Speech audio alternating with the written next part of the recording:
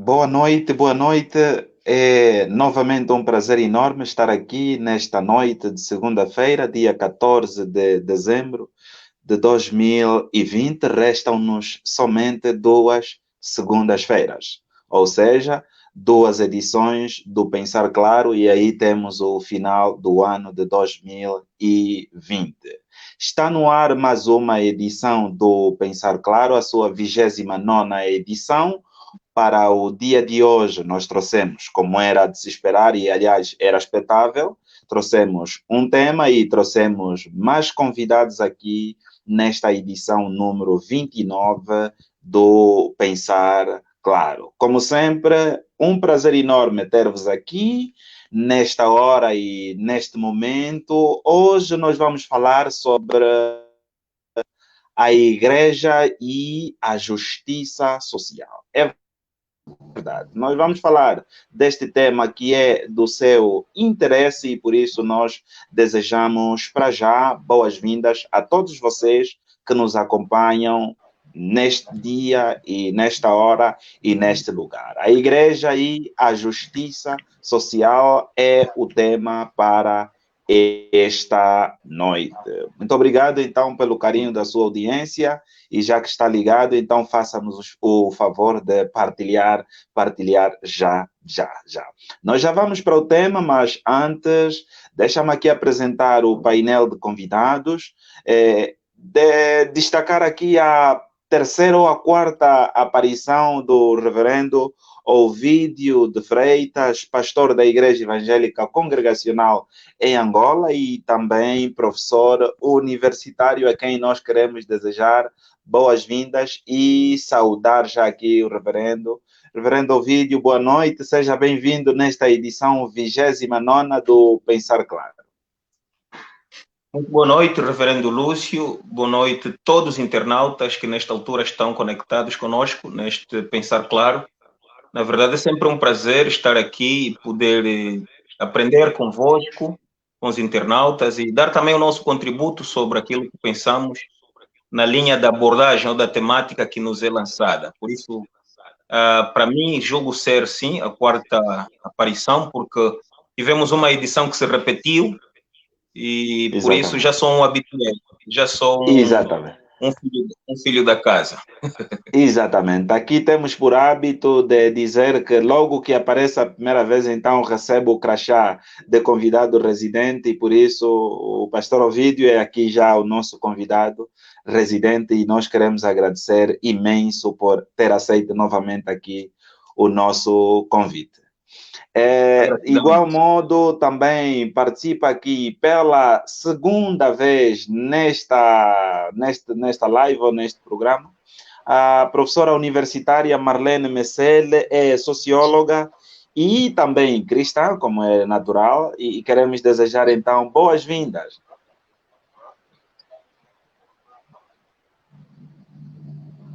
Muito obrigada, pastor.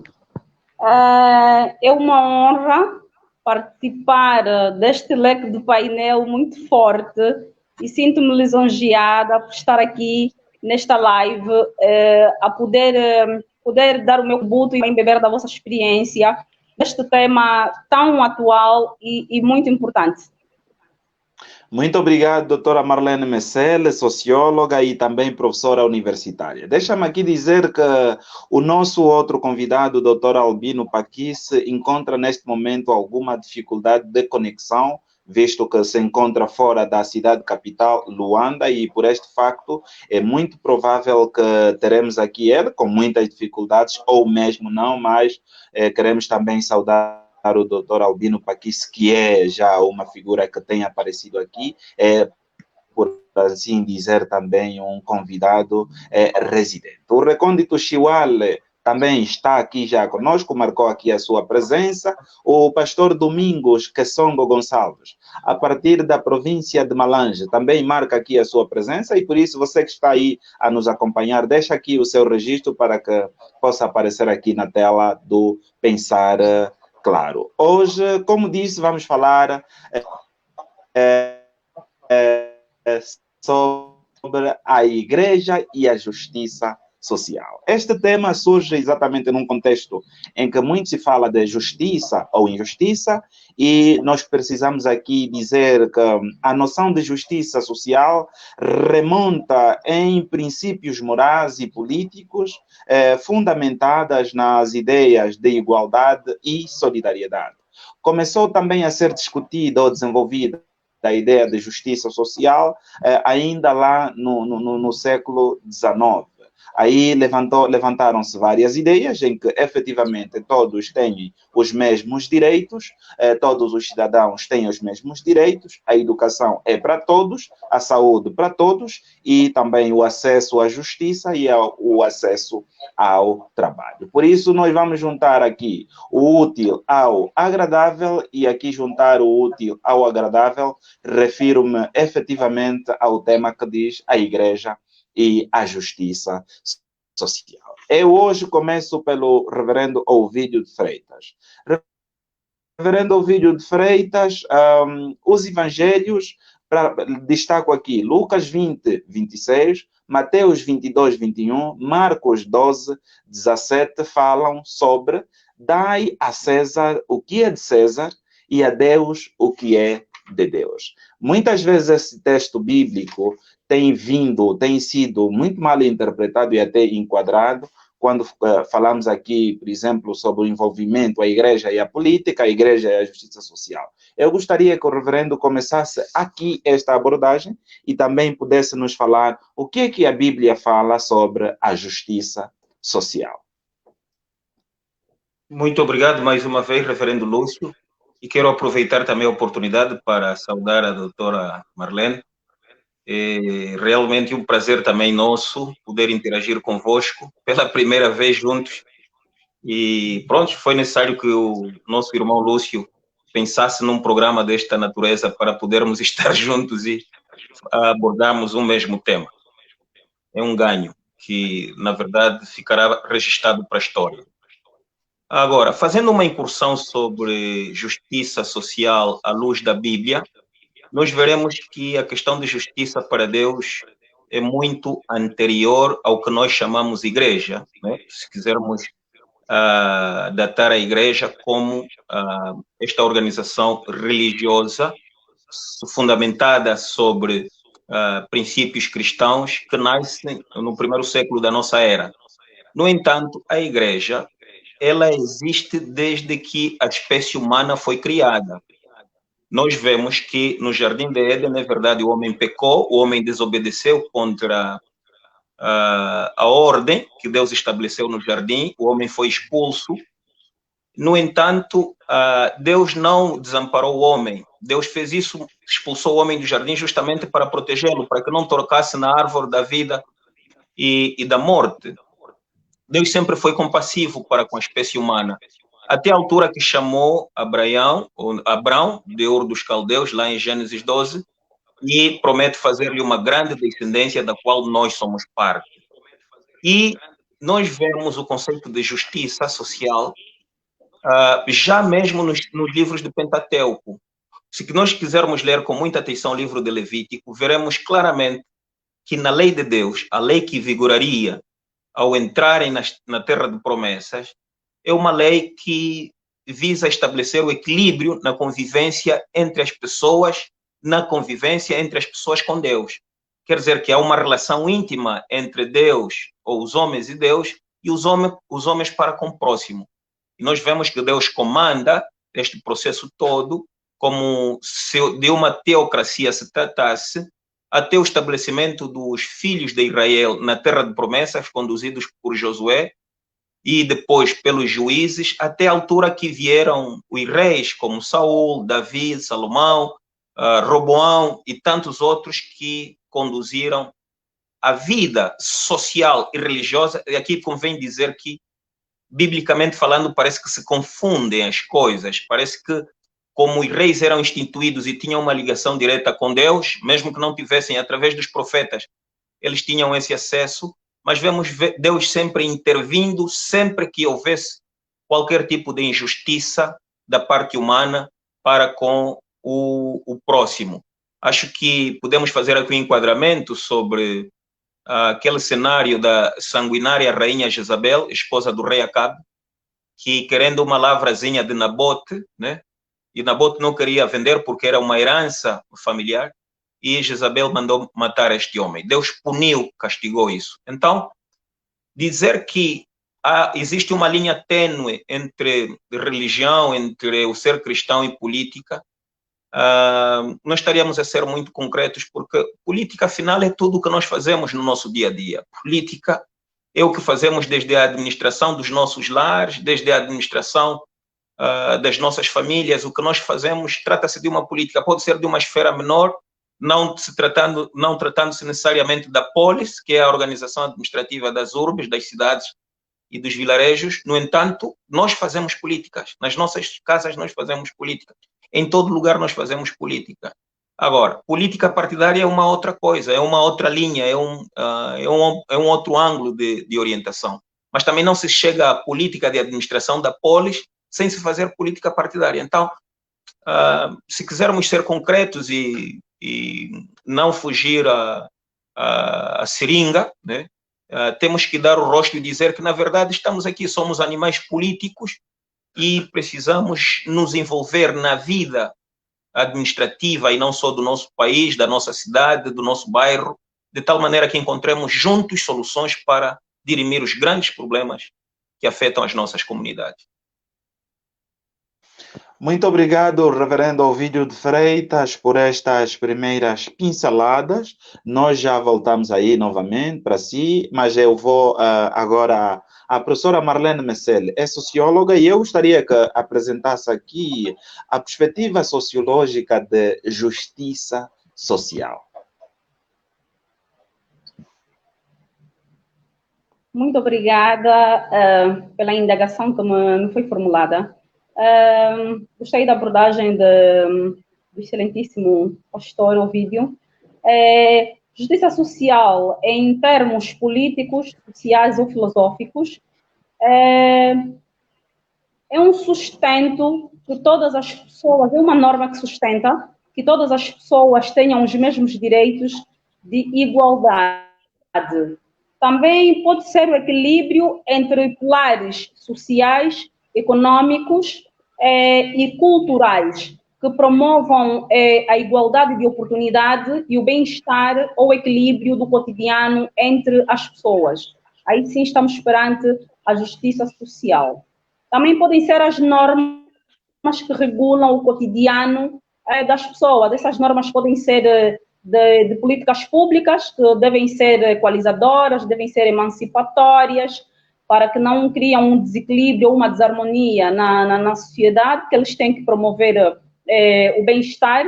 E também podem ser normas que as organizações criam bem para regular o comportamento das pessoas, ou para que as pessoas não tenham desequilíbrio, tanto emocional como comportamental. E essas instituições podem ser os meios de comunicação, pode ser a família, pode ser a igreja e outras instituições mais, como a escola, o governo, outras instituições que ajudam a promover o desenvolvimento das pessoas e também da esfera social. Aí sim estamos perante a uma justiça social.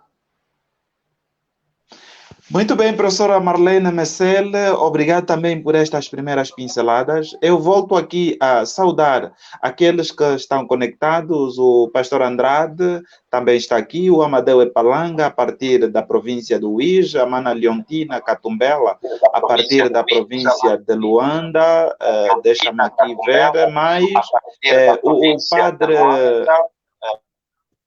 o padre Inácio Savita, a partir de Roma, dá aqui uma especial saudação ao reverendo Ovídio de Freitas. Ele diz, nosso mano lá no bosque. Muito obrigado, senhor padre Inácio Savita. Também saudar a Emília Figueiredo, a mãe Nina Sombreiro também, o Capanda Chihual, Adriano Soares, Aurélio Wambembe e também a Julieta Jerônimo. Vamos certamente ler aqui muitas mensagens, vamos ler aqui muitos, vamos chamar aqui muita gente, porque temos muita gente a nos acompanhar, e você que está a acompanhar pode partilhar ou chamar mais pessoas para que possam acompanhar este debate aqui, esta edição número 29 do Pensar Claro. Reverendo Ovídio de Freitas, como falar da justiça num contexto como o nosso? E o reverendo fez aqui menção de que nós não podemos viver, ou seja, nós somos animais eminentemente políticos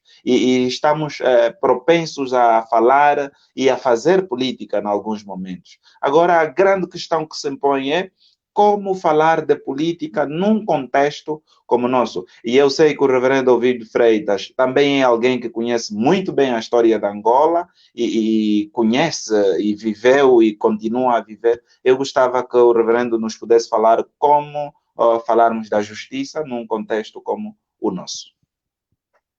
Sim, reverendo Lúcio, em primeiro lugar, dizer que o seu programa, nosso programa, né? Deixou de ser propriedade sua. Sim, exatamente. Todos nós nos apoderamos dele. Está a ser um momento de reencontro de amigos também. Eu não sabia que o padre Inácio... é Inácio, né? O padre Inácio Savita. Epa, eu gostaria que depois do programa ainda estabelecesse um contato com ele, porque quem me fala de Bosque está a me falar das entranhas, tá? Então, eu preciso estabelecer o contato com o nosso mais novo, com o nosso irmão padre lá, para interagirmos, trocarmos algumas impressões. Eu vou precisar mesmo, vou precisar que façamos isso. Então, eu vou passar o número no off. Eu depois passo o número dele no off. Exatamente, sim, está bem. Tá bem. Então, reverendo, eu até vou rebuscar. Há uma questão que o reverendo colocou muito bem sobre o que se fala quando se quer afastar a igreja das discussões, das grandes abordagens sobre justiça. A tendência é sempre buscar o versículo sobre dai a Deus o que é de Deus e dai a César o que é de César. Na verdade, a pergunta que se coloca é o que é de César que não é de Deus, né? O que é de César que não é de Deus? César não seria suficiente esse argumento para dizer que, enquanto cristãos, não devemos fazer parte das discussões sobre a polis, da discussão sobre a administração da nossa vida pública. Na verdade, o histórico da nossa terra não é muito enriquecedor, do ponto de vista da participação das instituições como igreja no processo da soberania angolana.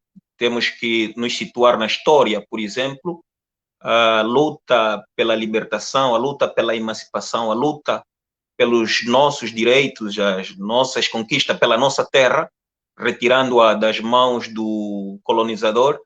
Então, envolveu todos os angolanos participaram dela e a igreja também participou, mesmo que de forma, eu diria, não tão direta, mas a igreja sempre trabalhou na base do versículo bíblico, 2 Timóteo, capítulo 3, versículo 16 a 17. Toda a escritura divinamente inspirada é útil para correção, para orientação, para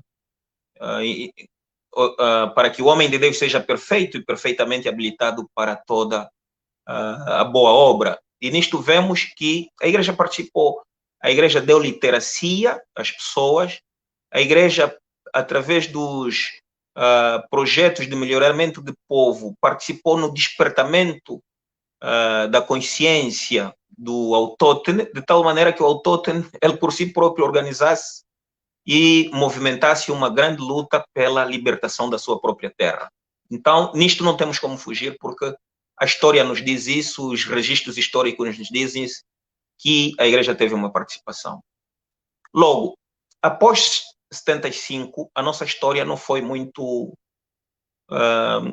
enriquecedora no sentido de reunir todos os irmãos angolanos para um mesmo banquete. A nossa história, infelizmente, depois da proclamação da independência, tivemos o percurso de guerra que tivemos, e nisto algumas instituições como a igreja perderam quase que o seu poder interventivo na defesa da igualdade, dos direitos, para que a participação na gestão da coisa pública fosse em conformidade com os grandes postulados, os grandes pressupostos da democracia e não só. Por isso, meu irmão, a minha apreciação é de que, quando estamos a falar de justiça social, o arauto de Deus, ou aqueles que se oferecem como bocas de Deus para o anúncio, para a proclamação da palavra, devem ser destemidos e não tirar partido quando proclamamos a palavra de Deus. Não precisamos tirar partido nenhum, porque, enquanto igreja, nós somos uma embaixada de Deus na terra. E o que Deus nos manda? Que nós, no nosso discurso, sejamos os mais contundentes possíveis no despertamento da consciência de que precisamos promover a justiça social. Isto é importantíssimo. É preciso promover a justiça social. E a justiça social, ela está assente no mandamento que nosso Senhor Jesus Cristo estabeleceu como resumo de todos os mandamentos. Ame a Deus de todo o teu coração, de toda a tua força, de todo o teu entendimento, e ama o teu próximo como a ti mesmo. É o que nós fazemos a nível dos nossos púlpitos, pregamos ao nível do ensino da palavra de Deus, e não só ensinamos as pessoas a amarem, porque se o amor verdadeiramente for edificado na base do que é ensinado nas Escrituras Sagradas, então a nossa participação neste processo seria de forma, ou continuará a ser de forma muito participativa, sem que, no entanto, firamos a sensibilidade de A ou de B, porque quando o que está em causa é promover a justiça, nós não podemos olhar a parte. Nós simplesmente devemos anunciar o que deve ser feito, condenar o que está a ser mal feito e, muitas vezes, até ter coragem de elogiar aquilo que está sendo bem feito. Por isso, enquanto igreja, a frase de Martin Luther King nos pode ajudar bastante. A igreja não é dona nem escrava do Estado. A igreja é a consciência do Estado. E, enquanto consciência, ela deve se posicionar sem grandes constrangimentos. Quando a coisa é boa, encorajar. Quando a coisa é má, levantar a voz para que haja correção.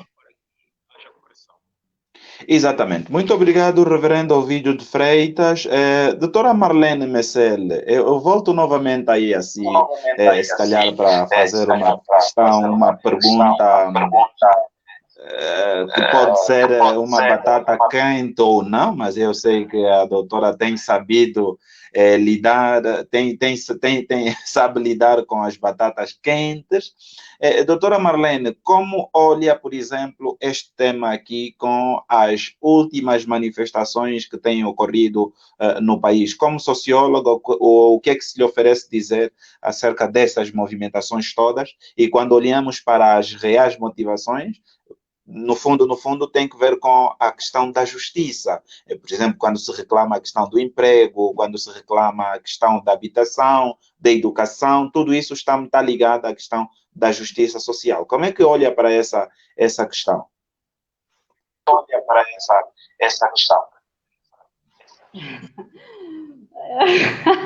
De facto, é mesmo uma batata muito quente. É uma pergunta muito pertinente e tem que ser respondida com muita sabedoria, porque pode acarretar outros debates em torno da resposta. Bem, manifestar é um ato de justiça e é um dever que o cidadão tem, de quando algo não vai bem ou não corre bem na vida política, na vida social e outras esferas mais que compõem o cotidiano dos indivíduos. De facto, é importante que as pessoas possam se manifestar a fim de mostrar nas pessoas competentes ou as organizações de direito para poderem saber que, de facto, algo não vai bem e quais são as normas ou as políticas que têm que se adotar a partir daquele momento para a resolução dos mesmos problemas, a fim de evitar conflitos na sociedade. Mas, também, indo para a responsabilidade social, estamos numa fase que não é muito boa. estamos esperando que não pode-se apontar culpados em função do problema. É uma guerra biológica e invisível. Eu penso que o momento devia ser de mais reflexão, o momento devia ser de mais apoio, de as pessoas espalharem mais amor e mais compreensão. A manifestação ela é boa, é positiva até um certo ponto, mas esta época, eu penso que não são épocas para as pessoas poderem se manifestar de forma física. Deviam, por exemplo, fazer uma manifestação na internet, criando painéis onde iam escrever os problemas que queiram que o governo ou as organizações de direito possam resolver e todas as pessoas partilharem de uma forma ética, a fim de poderem demonstrar o descontentamento e as pessoas de direito tomarem parte da situação para poderem resolver.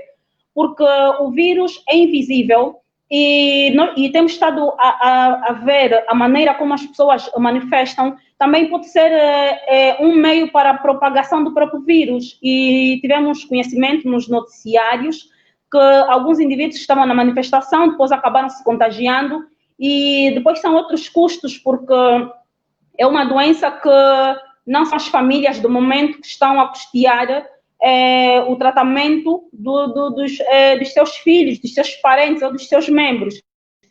É o Estado que gasta, é o Estado que tem que primar pela intervenção, é o Estado que tem que criar políticas para explicar os métodos de segurança. Então, eu penso que deviam-se criar outros métodos para as pessoas poderem manifestar e não aquelas manifestações que temos estado a ver ali, todo mundo sem cumprir com o distanciamento social, as pessoas a se pegarem, a trocarem os painéis para poder mostrar e tirar fotografia sem usarem os métodos de biossegurança, não desinfetarem as mãos, as pessoas estarem a partilhar alimentos em função do tempo que ali ficam, sem poder ter uma água, poder ter uma refeição, e isso não é salutar, porque tem-se a ideia de que as pessoas vão manifestar para ir buscar a resolução de um problema, mas é nesta manifestação mal feita que as pessoas podem acarretar outros problemas por cima dos problemas já existentes, e isso não é positivo. A forma como se manifesta não é positiva, mas a manifestação é um direito que as pessoas têm de poderem manifestar. Mas o momento não é adequado para o tipo de manifestação ou os métodos que os indivíduos usam para poderem manifestar. E também apela-se muito o emprego na nossa sociedade. De facto, o emprego é necessário porque ele dignifica o homem, mas também devíamos racionalizar o momento, porque não está-se a fazer muita importação e exportação, a banca está rota e muitas organizações fecharam porque não conseguiram se sustentar. E depois o pagamento de salário, pagamentos de impostos e outros custos mais internos que têm que ter com o pessoal. Algumas organizações não conseguem até o momento, em função dos recursos econômicos que estão escassos, pagar ou financiar treinamento para os funcionários a fim de poderem trabalhar e não levarem o vírus para a organização e também não acarretarem o vírus da organização e levarem para o seu das suas famílias. Eu, particularmente, como uma boa religiosa que sou, no tempo da pandemia, trabalhei com os órgãos de comunicação, dando palestras de forma gratuita para poder ajudar na intervenção, e também dei treinamento de algumas empresas sobre a Covid-19 e os métodos de biossegurança, também de forma gratuita, que é para poder ajudar as organizações que não iam conseguir custear a equipe de treinamento, e também poder ajudar os pais que na luta frenética pela sobrevivência têm que se submeter a riscos para poderem levar o pão para os seus filhos. Então também tivemos esse lado de ação social para poder ajudar as famílias também a poderem ajudar os outros membros de casa, porque senão as organizações iam fechar mais organizações, o índice de emprego ia subir e se calhar mais pessoas poderiam se contagiar, e principalmente as crianças que ficam em casa, esperam que os pais voltem de trabalho. Então também primamos por este lado de ação social, conversei com as minhas colegas, analisamos e com os poucos recursos que nós tínhamos, nem sequer subsídio de transporte nem de comunicação, a gente pedimos também um patrocínio de comunicação e transporte e trabalhamos neste âmbito e foi muito positivo.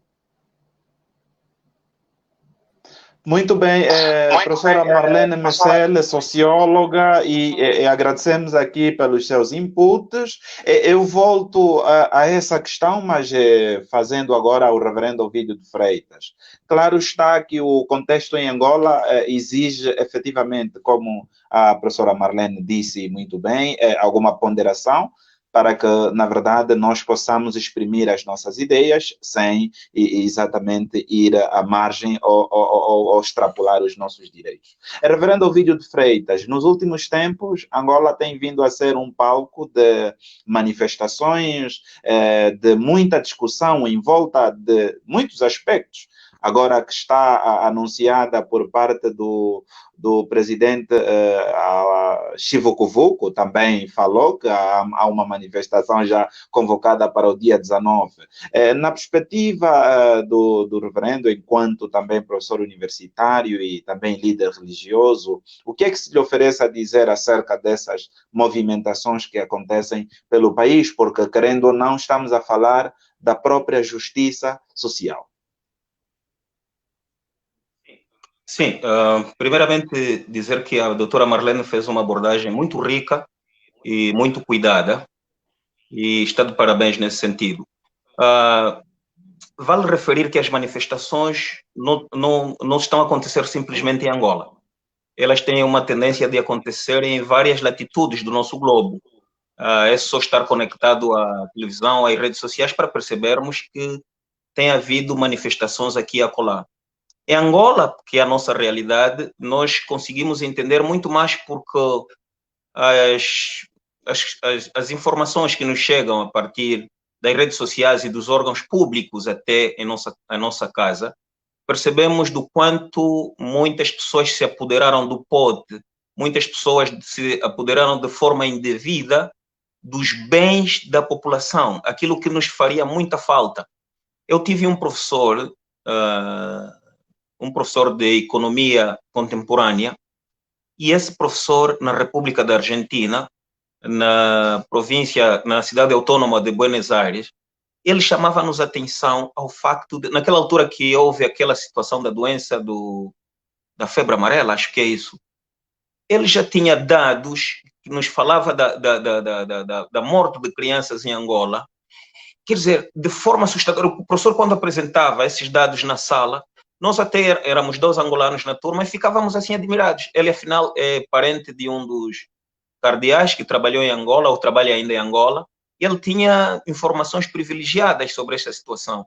Hoje custa saber que, enquanto morriam crianças e adultos, de forma desamparada nos nossos hospitais e não só, havia pessoas que se apoderavam do dinheiro para poder salvar vidas. Isto não passa pela cabeça de ninguém, que alguém seria capaz de transportar milhões para fora do país, quando na verdade aqui as pessoas morriam como se de animais sem valor se tratasse. Então isto dói profundamente. E por isso, quando falamos de manifestações, sabemos que quando não há comida em casa, as panelas ralham, né? E as comadres começam a desvendar segredos. Então, essas manifestações, eu sou, como o pastor muito bem disse, a doutora Marlene também saberá, que nós que lidamos com o tecido juvenil atual, vemos que os jovens de hoje pensam completamente diferente. Eu já me posiciono como uma geração, ainda tenho algum calor juvenil, mas eu já estou mais para a idade adulta do que propriamente para jovens. Na altura que eu tinha a idade que os meus alunos na universidade hoje têm, com certeza eu não pensava como eles hoje pensam. Eles são impacientes. Eles vivem a era da comunicação, em que num momento ele está conectado com o Japão, está conectado com os Estados Unidos, está conectado com a Índia, com a China, está a perceber o que os estudantes daquelas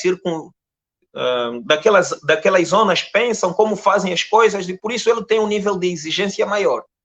E por isso, muitas vezes, mesmo apelando à consciência para que as manifestações sejam feitas no cumprimento rigoroso das normas, sobretudo, e a doutora Marlene disse muito bem, o perigo da contaminação também está lá, né? Porque depois, naquela euforia de se manifestar, existe também alguns perigos que podiam ser preservados. No entanto, os jovens estão impacientes, eles querem a resolução dos seus problemas hoje, mesmo sabendo que alguns problemas, as suas resoluções não são imediatas, elas são mediatas, elas passam por políticas, por gizar políticas que precisam de algum tempo. Eu quero lembrar aqui alguém que recebeu uma carta, né? Já contei essa história nos pensar claro. Eles disseram, olha, essa carta você só vai abrir amanhã. Ele, de tanta ansiedade que tinha, não conseguiu conter-se. E antes mesmo da meia-noite abriu a carta. E o que estava escrito na carta? Bom dia. Então, o bom dia que devia ter recebido de manhã, ele acabou por receber à noite. Então, essa tal paciência que é exigida, será que o jovem de hoje ele está capacitado, ele tem estaleca suficiente para esperar? Será que ele esperar, olha, vamos aguardar, as coisas não se tratam assim, precisamos de algum tempo para que as políticas públicas alcancem todos na plenitude, ou pelo menos nos níveis que precisamos? Será que a juventude tem hoje? E o espaço que está a se abrir hoje para dialogar com os jovens me parece ser o espaço mais justo para poder perceber os reais anseios da juventude e ali então ir minimizando essas tendências de manifestação que, na verdade, conforme muito bem se disse, é um direito constitucional. Mas, para eu exercer o meu direito, também devo ver até que ponto o exercício do meu direito não coloca em causa a vida do meu próximo. Exatamente, exatamente. Pensar Claro, edição número 29, estamos a falar sobre a Igreja e a Justiça Social. A professora Marlene Messele, socióloga, o reverendo Ovídio de Freitas, pastor da Igreja Evangélica Congregacional em Angola, ou simplesmente IECA, são os meus convidados. Infelizmente, hoje não conseguimos ter aqui o Dr. Albino Paquice, professor universitário e filósofo também, por questões de internet, mas esse Pensar Claro aqui vai ficar gravado no meu canal de YouTube, LS Marques. Quem não teve o prazer de ver nenhuma edição do Pensar Claro, pode ir lá no YouTube, LS Marques, e vai ver todas as edições do Pensar Claro. Também saudar aqui o Augusto Inoca, a partir de Luanda. Muito obrigado. A irmã Aterrual também está a nos acompanhar. O irmão Altino Lofa diz que não consegue aceder em direto por falta de dados, mas hei de ver em deferido. Sim, aí isso vai ficar aqui. O padre Seculo Pena, a partir de Roma. Padre, boa noite, muito obrigado por estar aqui também. O irmão Henrique Covingua também está aqui, muito obrigado. O irmão Luiz Tiago, o meu colega Gilvan Caculo, a partir daqui do Kwanza Norte, pelo menos aqui está a nos fazer companhia. A Ana Dolores, boa noite. O Augusto Inox também escreve. Albano Nelson diz. O Henrique Covingua faz uma questão que provavelmente o reverendo Ovídio depois vai responder. Se o pilar fundamental da existência da igreja é a justiça social, como deve ser a coabitação entre o governo, Estado e as igrejas com vista à busca e aprofundamento do bem-estar social? A doutora Joyceline Chiaca Vatuva é uma das convidadas que tem maior número de presenças aqui no Pensar Claro, também saúde. Nos muito obrigado, mana. Também é uma questão do recôndito. Quando é que estamos em presença de justiça social praticada pela igreja? Saudar aqui uma pessoa que nunca mais vi, o irmão Gideão. Ele fala-nos a partir do Brasil. Diz o seguinte: esperei muito por essa live. Boa tarde. Ele está no Brasil. Igreja e justiça social, um assunto extremamente importante, sentado para aprender. O irmão Gideão já foi nosso dirigente aí no Emanuel, já tocou muita guitarra e muita saudade dele, né, porque faz muito. Ok, a irmã Lucinda Zambinha diz, tema interessante, no estado de calamidade é possível sim fazer a manifestação. É necessário que haja justiça e equidade na gestão do bem público. Eu sou a favor da manifestação, diz ela. Luiz Tiago diz, boa noite, irmã Marlene. Estou atento à sua explanação. Todavia, gostaria que falasse um pouco sobre o contrato social. Vai falar, sim, senhora. Também saudar aqui o padre Seculo Pena, volta a escrever. Como está a justiça social em Angola e o que as igrejas têm vindo a fazer para promovê-la cada vez mais? Obrigado. David Leonardo. Boa noite, já estou ligado ao programa, está interessante. Muito obrigado. Belmiro Sacunduinga, viva o conhecimento. O Mano Lucas Londaca, a partir de Luanda. Boa noite, pastor Lúcio. Estou a acompanhar o debate e a princípio está muito boa. Muito bom. Mas quanto a professora diz que as manifestações deveriam ser por via de internet, publicando cartazes, seria muito bem, mas em algumas instituições ligadas ao Estado têm realizado eventos que aglomeram muita gente nesta fase da Covid-19. Temos muitas questões aqui, reverendo Ovídio de Freitas e professora Marlene. São estas as possíveis e depois vou fazer questão de ler. E você que está acompanhando, pode chamar, pode partilhar. E Marlene, eu volto assim, tem aí algumas questões ligadas a estas. Eu gostaria agora que fizesse aqui um enquadramento sociológico, já que naquilo que são as instituições sociais, nós compreendemos que a igreja é por si, e aliás a sociologia diz que a igreja é uma instituição criada para regular o comportamento do próprio homem dentro da sociedade. Doutora Marlene, gostava que juntasse essa questão a outras questões aqui que foram levantadas. Gostava que juntasse essa questão a outras questões aqui que foram levantadas. Muito bem. Bem, de facto, a igreja é um agente de socialização, são vários agentes de socialização. Temos as instituições de Estado, temos a família, temos a escola e temos a igreja. E a principal instituição de socialização é a família, depois temos a igreja. E muitas pessoas questionavam-se em que a escola e o Estado devia ser a segunda instituição e não a igreja, mas a igreja tinha assim que ser a segunda instituição, porque primeiro o homem vem no seio de uma família, porque o indivíduo não vem para a sociedade de forma isolada, ele precisa de uma estrutura familiar para poder existir. E depois tem a religião, porque na vida do homem existem dois ambientes, que é o ambiente natural e o ambiente sobrenatural. Então, a igreja tem exercido, de facto, um papel primordial, ou seja, é importante que a igreja exerça um papel primordial na sua ação socializadora, porque nas pesquisas que se fazem em termos da psicossociologia, tem-se notado que as sociedades em que a religião é vista como um pilar, ou que as pessoas dão muita primazia à religião, ou que a religião se faz de facto sentir na sociedade, é uma sociedade em que os indivíduos são serenos, em que os indivíduos são calculistas para poderem exprimir certos sentimentos ou certos comportamentos que não sejam adequados, e são pessoas que quando têm perdas ou problemas que de facto não são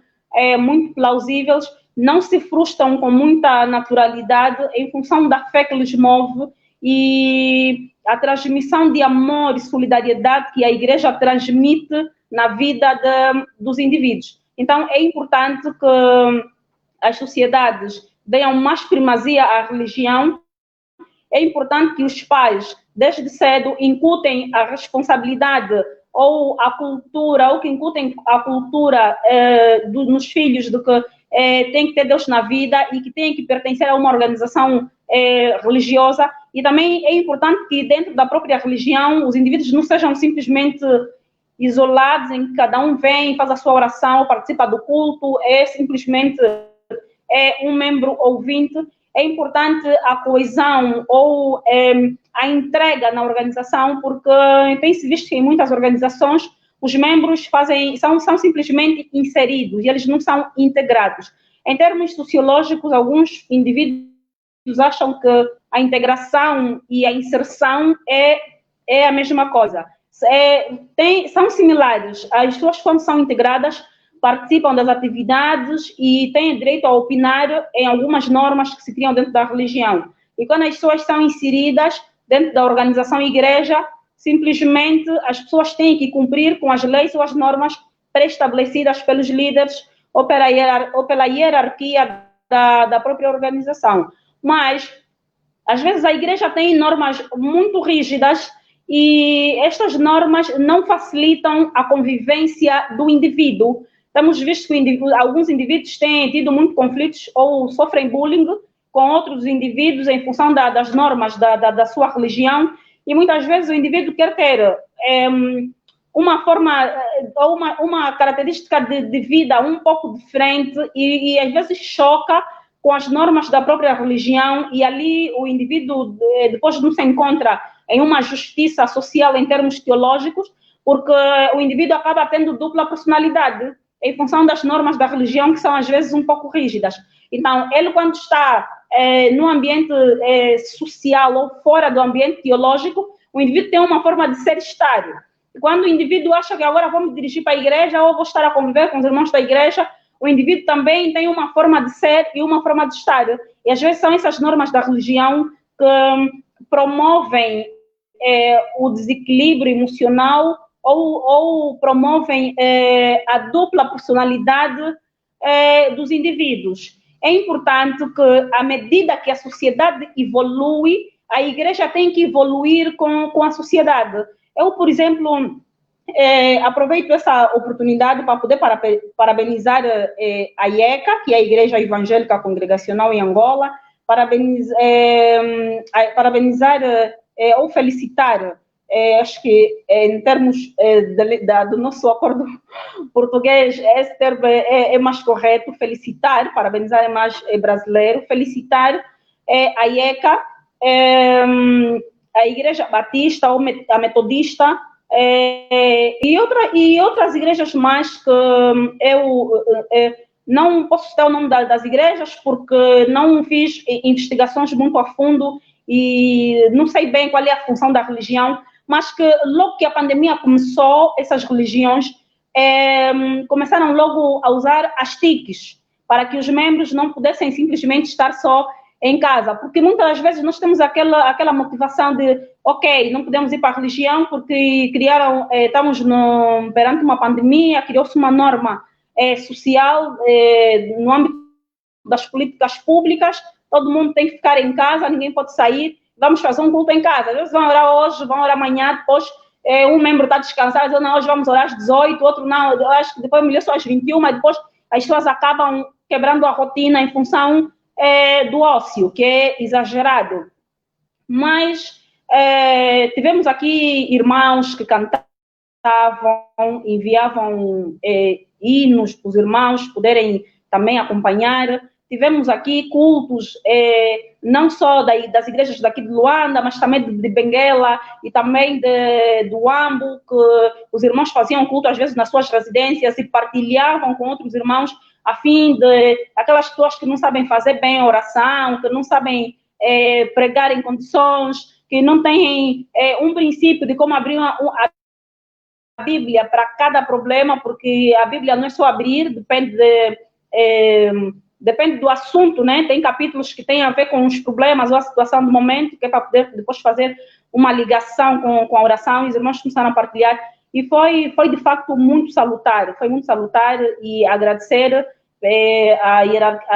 aos membros, à hierarquia dessas organizações, dessa organização Igreja, e também os irmãos que promoveram o evangelho no tempo da pandemia. Então, penso que em suma é isso, é importante que a religião que desenvolva, e essas organizações mostraram de facto que têm um desenvolvimento e que estão empedalada com o desenvolvimento social, porque às vezes quando a religião prima por métodos muito, não digo inadequados, mas um pouco antiquados, algumas pessoas que se acham muito evoluídas, porque existem algumas organizações, né, nas 3 religiões mais influentes do mundo, que é as abraâmicas, as muçulmanas e as cristãs.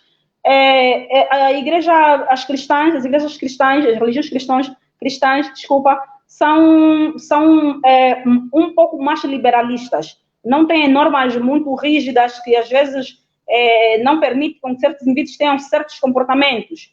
Mas já as muçulmanas, às vezes temos visto o comportamento delas, e antes de eu começar a fazer a fazer mais estudos sobre a religião, eu achava que era uma religião um bocadinho desorganizada em função da cultura que a própria religião tem, que algumas religiões não aceitam, mas depois conseguimos racionalizar que, de facto, independentemente de a gente achar que aquela norma é de desorganização, tem norma, para minhas finanças, o meu limite é esse.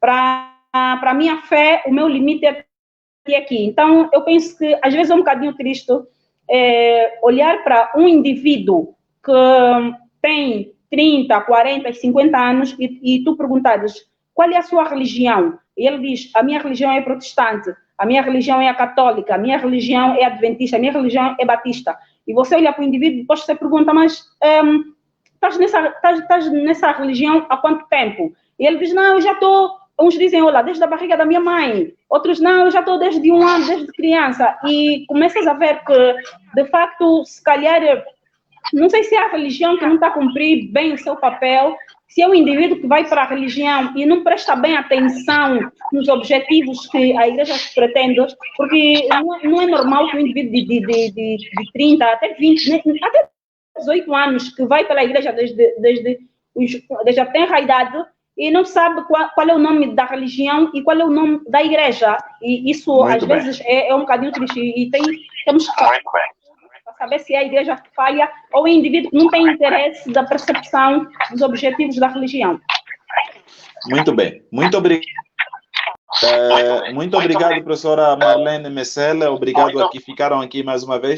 Nós agora temos pouco menos de 9 minutos, porque aqui, no Pensar Claro, o tempo corre, e ninguém segura aqui o tempo. Reverendo Ovídio de Freitas, juntando aqui essas questões que eu fui passando aí propositadamente, e sei que o reverendo fez aí boas anotações, mas antes deixa-me aqui ler mais uma mensagem. O Joel Pessela diz que pastor Ovídio, só para dizer que o pastor foi meu professor de música no AMBO, isto foi no GAS Pombinha. GAC Pombinha, exatamente. Grupo de apoio. Grupo de apoio, exatamente, no ano de 1994 a 1996. Osvaldo Sanjimbe diz, o tema é de facto pertinente. Lussate Paizinho diz que a IECA, em termos de justiça social, tem estado muito atrás devido ao excesso de letargia. Minha igreja está parada no tempo e no espaço. Não há universidade nem rádio da IECA. Domingos Fragoso, estamos juntos. Mano Joel Pessela também saudou-nos. O Jaque nos acompanha a partir do Lubito. Emília Figueiredo diz, boa noite, irmã Marlene, obrigada pela explanação, mas, na verdade, muitos saem por causa da fome, falta de emprego, formados há 5 anos e etc.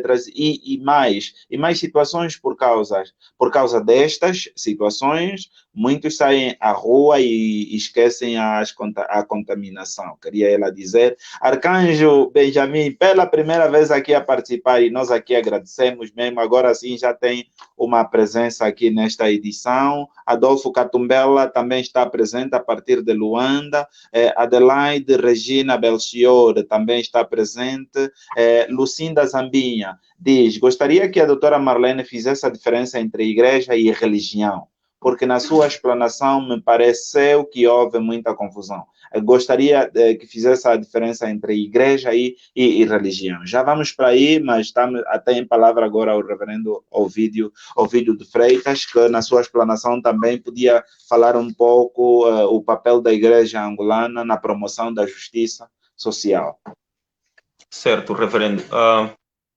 A igreja tem feito aquilo que está em conformidade com a inspiração que recebe, porque a igreja não é uma instituição humana, a igreja é uma instituição divina, ela é conduzida por força do Espírito Santo, ou seja, mesmo que as pessoas não tivessem vontade de fazer A ou B, por ação do Espírito Santo, elas acabavam por fazer, porque é a ação do Espírito Santo que move as pessoas para.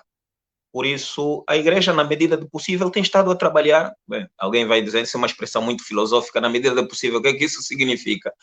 Mas temos que olhar a igreja numa abrangência, na sua amplitude global, não simplesmente nos fixarmos nas urbes, nas grandes concentrações, nos grandes palcos de populacionais do nosso país, mas temos que olhar a igreja lá nos recônditos, onde muitas vezes a administração do Estado até tem dificuldade de chegar, mas está lá o pregador, está lá o catequista a ensinar o ABC da vida, não só na perspectiva da vida, mas também na perspectiva da literacia, a ensinar as pessoas a lerem, a escreverem, para lerem as escrituras sagradas e buscarem o sustento, não só o pão diário, mas essencialmente o reino de Deus e a sua justiça. Por isso, no nível mais alto, sabemos que há da parte das autoridades administrativas do nosso país, das autoridades civis, uma abertura para dialogar com as igrejas, sobretudo igrejas reconhecidas, porque admitamos, em 2009, quando estava a começar a escrever a minha monografia sobre comunicação, percebi, por intermédio do Instituto Nacional de Assuntos Religiosos, que havia em Angola acima de 1.200 denominações religiosas. Quer dizer, que era um número que disparou só de 91 para, naquela altura, até 2009, tínhamos passado muito pouco tempo, quando, na verdade, de 1492 até 1975, não havia em Angola mais do que 50 denominações religiosas. Então, um número que disparou, tudo também por causa quando se abriu Angola para uma economia de mercado aberta, então viu-se que naquilo que chama-se, quando o evangelho atingiu a América, ela se converteu em business, havia assim uma necessidade de levar o púlpito e a palavra, e também a necessidade de buscar algum sustento, quer a nível de matéria ou a nível de finanças. A igreja tem feito o que pode, tem apelado. Nós sabemos que, não vou falar pela igreja católica, mas a igreja católica é bastante interventiva, através dos seus bispos.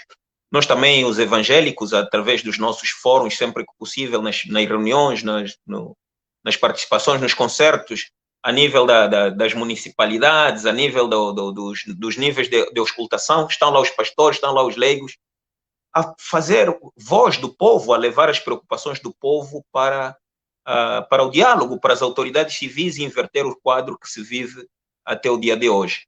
Vi ali um comentário que a nossa igreja está numa letargia porque não temos universidade, não temos rádio.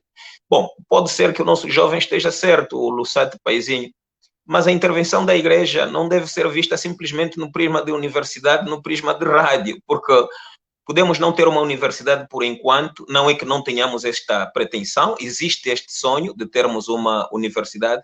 No entanto, temos escolas de base, estamos a formar pessoas a partir temos várias escolas. Eu não sei, talvez o reverendo Lúcio tenha dados, quantas escolas a Igreja Evangélica Congregacional tem em Angola, do ensino de base, do ensino médio. Temos muitas escolas, temos hospitais, temos postos médicos. É verdade que não temos uma rádio FM, mas a nível de muitas províncias onde nós estamos, nós temos programas nas rádios que já existem, ocupamos alguns espaços para passar a palavra de Deus. Aqui mesmo em Luanda, recentemente, o Sínodo de Luanda conseguiu um espaço na Rádio Nacional, através da Rádio Viana, que também emite os seus programas de culto e leva algum recado para os fiéis. Então, às vezes seríamos um pouco injustos dizer que a nossa igreja está numa letargia, porque isso não ajuda as pessoas que estão no comando, as pessoas que estão lá em cima a orientar os destinos da igreja. Eles precisam de muito encorajamento. Eu sei, porque eu estive na direção geral da igreja, eu sei o quanto as pessoas às vezes exigem que a igreja faça isso e faça aquilo, e muitas vezes não temos,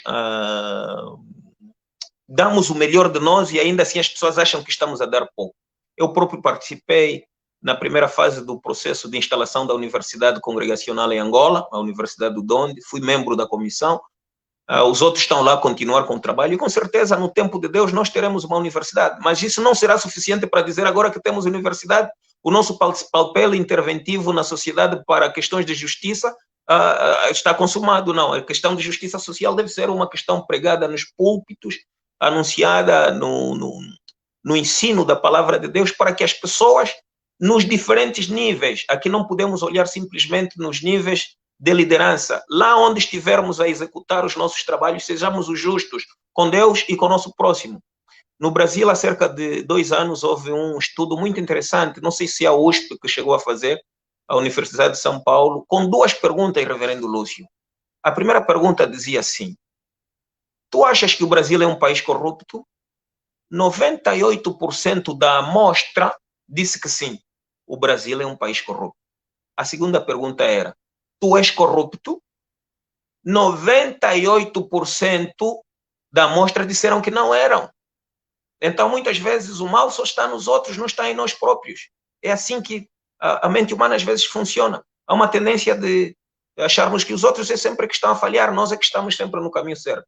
Quando se fala de justiça, também devemos aprender que aqueles que estão a comandar os trabalhos fazem do melhor. Ninguém está no topo da liderança, sobretudo a nível da igreja, que diz, bom, agora que cheguei aqui, vou cruzar os braços e essa gente vai aprender que eu aqui não estou disposto para trabalhar. Pelo contrário, as pessoas dão o melhor de si, em conformidade com os seus limites e pronto, vão até onde a corda permitir chegar, que é a ação do Espírito Santo que move as igrejas. Vi também uma pergunta muito interessante a respeito do como tem sido o papel da igreja, o papel interventivo da igreja nas questões do Estado, na questão do Estado, aí mistura-se um bocadinho Estado e governo. Não, o Estado angolano é um Estado soberano, ele é um Estado. Agora, os governos, num país democrático como o nosso, esses são eleitos em conformidade com a vontade popular, com a vontade do voto. Então, os governos têm esta questão de alternância, como conhecemos nas democracias já evoluídas, existem alternâncias, né? Existem alternâncias e os governos, eles vêm e vão, mas o Estado é único, é uno. Então, quando estamos a falar do diálogo entre a Igreja e o Estado, este é um diálogo permanente, O Estado, como disse muito bem a doutora Marlene, o Estado beneficia muito com a ação interventiva da Igreja na vida das comunidades. Quem é que não gostaria de instalar um negócio, uma indústria, numa localidade onde ele tem consciência que as pessoas são religiosas?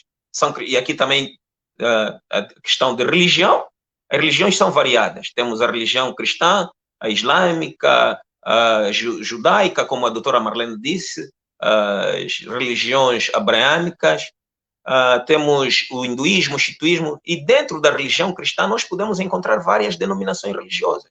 A igreja católica, a igreja evangélica, a igreja pentecostal, enfim, uma série de coisas. Então, o papel da igreja nas comunidades é um papel de muita relevância, porque lá onde sabemos que há uma intervenção atuante da igreja, sabemos que pode haver um ou outro jovem a delinquir, mas temos uma segurança de que investindo num local onde existem pessoas crentes, temos menos risco do que investir naqueles lugares onde as pessoas não têm temor a Deus e não têm temor ao próximo. Então, era isso Muito que bem. me ocorria dizer. Muito obrigado, reverendo Ovídio de Freitas. Estamos aqui a 1h03, dizer que temos pouco menos aí de 7 a 8 minutos para encerrar esta edição número 29 do Pensar Claro. Aqui, normalmente, os temas trazidos não são possíveis serem esgotados em 1 hora, em 1h30. Aqui temos sempre muito mais coisas por serem ditas. Doutora Marlene Messel, sei que tem aí algumas questões. Gostaria agora que aqui já em gesto de conclusão, como influenciar o governo a algumas práticas mais acertadas? Por exemplo, influenciar de forma positiva no combate à corrupção, já que é o cartaz do governo no poder, combate à corrupção, ao nepotismo, à impunidade e todos esses males que enfermaram e continuam a enfermar a nossa sociedade.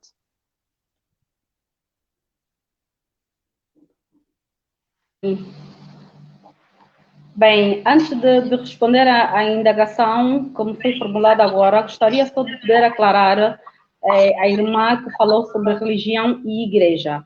Gostaria de dizer a ela que, na minha explanação, eu dizia que a religião é um conjunto de sistemas culturais e de crença. E a igreja é um conjunto de reunião, assembleia ou congregação de crentes. Quando eu falava das religiões, eu dizia que os indivíduos não sabiam se as religiões eram muçulmanas, se eram abraâmicas, se eram judaicas, se eram cristãs. Era mais ou menos essa a minha abordagem. Bem, pastor, eu gostaria de começar a dizer que, às vezes, na nossa sociedade, temos visto que as igrejas, algumas religiões não têm, de facto, cumprido com o seu verdadeiro papel, né? Que é da promoção do amor, da justiça e da solidariedade. As autoridades, elas autorizam as religiões a serem ofertas, que também é fundamentada na Bíblia, e falamos aqui que é de César o que é de César, e não só isso, mas outras coisas mais. Mas essas ofertas que as igrejas arrecadam, normalmente deviam ser para o desenvolvimento da própria religião e também para ações de solidariedade, que são a resolução de problemas de pessoas, de facto, vulneráveis. Né? A vulnerabilidade não só econômica, mas pode ser psíquica, pode ser de outra ordem. Mas nós temos estado a assistir a alguns episódios muito tristes aqui na nossa sociedade, de alguns indivíduos que, de facto, nos últimos dias, começaram a ir chatear alguns líderes de religião a fim de poderem arrecadar alguns valores que deram à religião, porque estão a dizer que a religião promoveu para o seu insucesso, tanto pessoal ou social como econômico. Isso é muito mau e nós podemos, a partir dali, fazer uma análise de que estas religiões, de facto, não estão a promover a justiça social, não estão a promover a igualdade, não estão a promover a educação dos membros, porque quando se dá uma oferta, depois não tem que se ir pedir o resgate. Mas eu penso que também devia se fiscalizar mais sobre as normas pré-estabelecidas desta religião para poder banir certos atos que certas religiões têm promovido e que têm trazido muitos problemas, não só para os indivíduos que se incorporam nestas normas, mas também para as próprias famílias, e tem sido um choque para a sociedade ter que assistir àqueles episódios. Isso também pode desmotivar certos indivíduos a desistirem da religião, e isso, de facto, não é correto. Eu penso que a igreja tem que cumprir o seu papel, que é de pregar o evangelho a toda a criatura, de poder explicar às pessoas a importância de terem Deus nas suas vidas, a importância de não primarem pela violência, e porque o papel da igreja não é só de buscar os seus direitos, ou de se enriquecer, mas também de poder divulgar o amor, de poder divulgar a igualdade, porque a igreja é um agente de Deus. Então, eu penso que a igreja tem, de facto, que promover a justiça social. E também tem que primar mais mesmo pela ação social. Eu penso que todas as religiões hoje, eu penso que a protestante, a católica e outras religiões mais têm uma função social que é de solidariedade, e o pastor falou muito bem sobre a educação que a igreja protestante tem estado a promover, que é a educação do ensino geral, e vai se estender para outro nível mais. Penso que outras religiões também deviam primar mais pela ação social, ou deviam ter uma função de solidariedade, não só para a resolução da própria religião, mas também que a igreja possa ajudar a promover a resolução de problema na vida das pessoas. Aí sim estaríamos diante de uma justiça social. Porque muito bem, professora Marlene o conceito Miceli. de justiça, ele...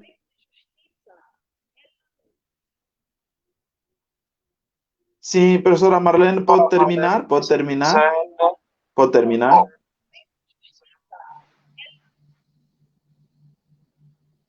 Sim, professora Marlene, pode terminar? Pode terminar? Sim, Pode terminar? o conceito de justiça depende da moral e dos valores existentes na sociedade. E é importante.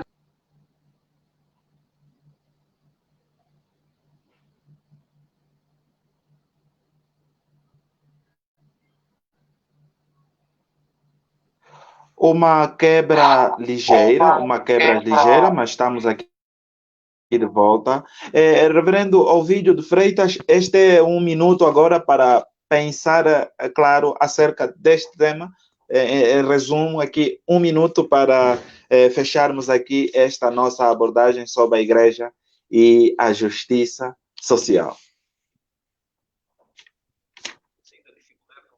Eu sei da dificuldade que você tem de me dar um minuto, porque você sabe que eu falo bastante, né?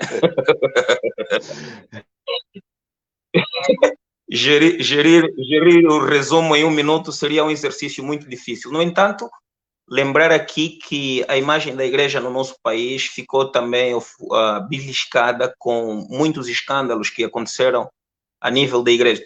Quando falo de igreja, estou a falar igreja como um pacote geral, sem distinguir denominações, porque somos todos igreja, mas também aqui e acolá vemos que, embora ainda nada provado, que há evidências de que não fomos honestos no exercício da nossa atividade enquanto igreja. E no livro de Sua Reverendíssima Augusto Chipese sobre o dízimo, eu tive o prazer de fazer o preâmbulo, e eu dizia já naquela altura que Angola passou a ser o palco de um consumo excessivo da teologia de prosperidade depois de 91, e muitos incautos, muitas pessoas incautas, levaram dinheiro à igreja com o propósito de jogar quichiquila com Deus. E vemos que realmente aqui e acolá ouve-se falar de situações bastante embaraçosas que em nada contribuem para a imagem da igreja. Estou a falar da igreja no seu sentido geral, sem dizer denominação A ou B. Por isso devemos dar também a mão à palmatória que em alguns momentos, se calhar, falhamos na nossa missão, porque a ambição desmedida pelo ter e não pelo ser invadiu também muitas vezes até as lideranças religiosas. Essa tendência consumista de querermos ter e deixar de parte o ser, o caráter, a dignidade, que não se deve vender nem mesmo por um prato de lentilhas. Também aqui relevar o facto de que, enquanto igreja, continuaremos a pregar a palavra de Deus, e a palavra de Deus, ela está consubstanciada num novo mandamento, que é amar a Deus de todo o coração, de toda a força, de todo o entendimento, e amar o próximo como a nós mesmos. Se formos contundentes na pregação do Evangelho, ensinar isso nas comunidades, as pessoas a amarem a Deus e amar o próximo, com certeza, as pessoas vão ter maior temor das coisas.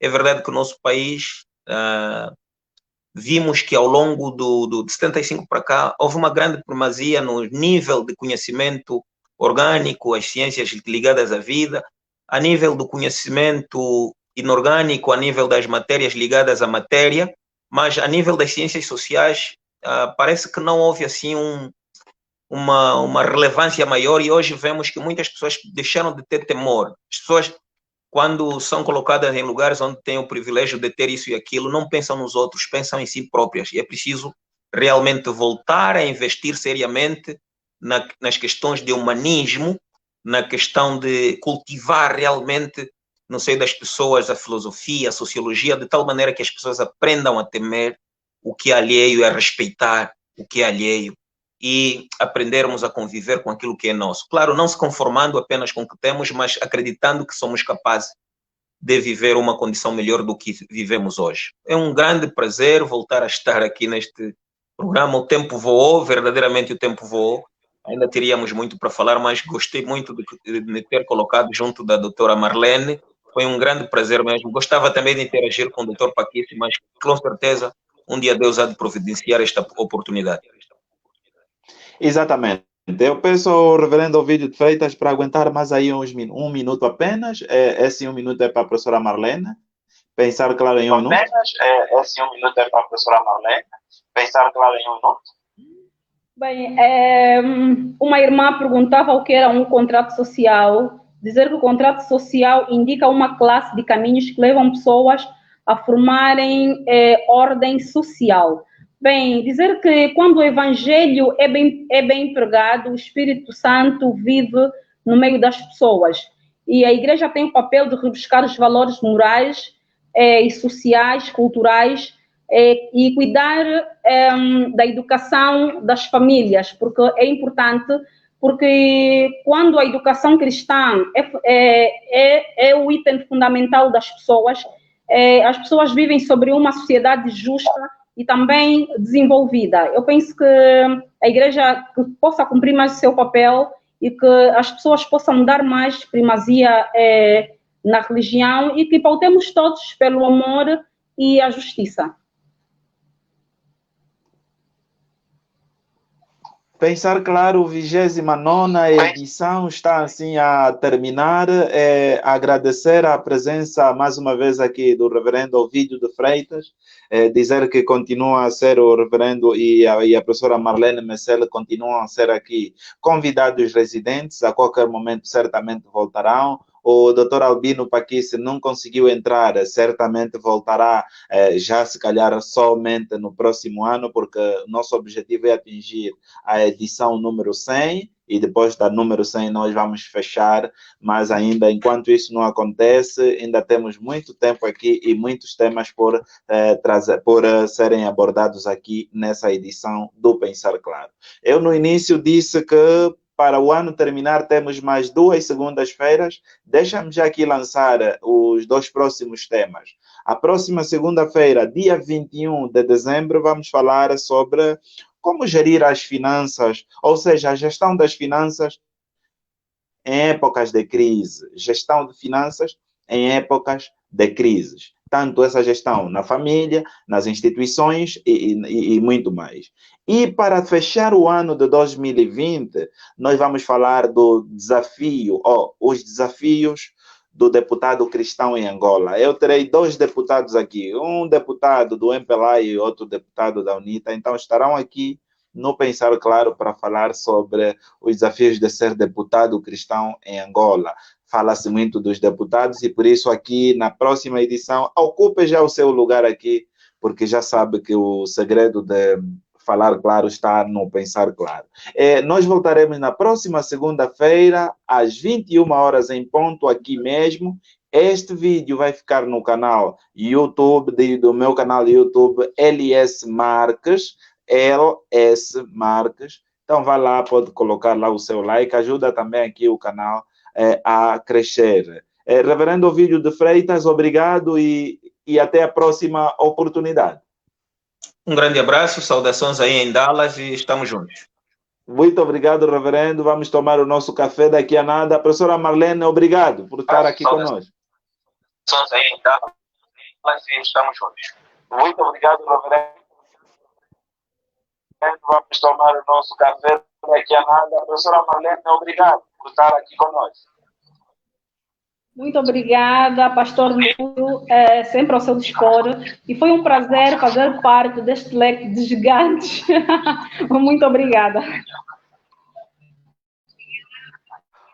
Obrigado a todos e já sabe que o nosso lema é o segredo de falar claro está no Pensar Claro. Forte abraço, estamos juntos. Até a próxima segunda-feira, se Deus quiser.